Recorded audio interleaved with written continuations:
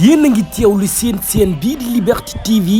xibaar yi wóor te gaaw ci tàng-tàng bi ñu ngi lay ñaan nga daal di abonné wu te activer cloche de notification yi vidéo bu dëggu nga bokk ci ñu koy njëkk a am. dal leen ak jàmm nag mbokk yi ba tey seen bii di Liberté TV ngeen di safoo ñu ngi lay wax nag nga daal di abonné wu bu fekkee gën nga si seen bi di la jox nag ay xibaar yu wóor te si tàng-tàng bi.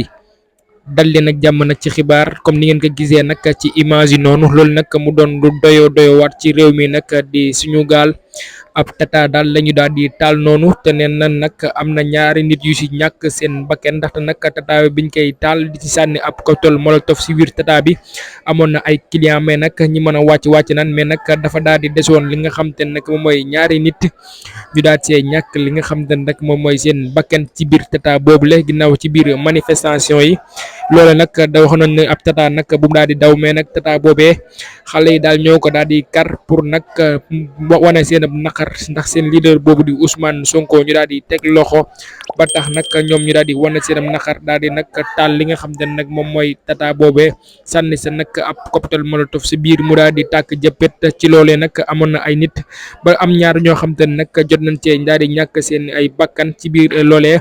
mu ndaxte nag ñoom ñoo di xale yi ñoom ba léegi ñu ngay wéy di wanal seen ab naqar ak seen métit ak seen tiis ci nag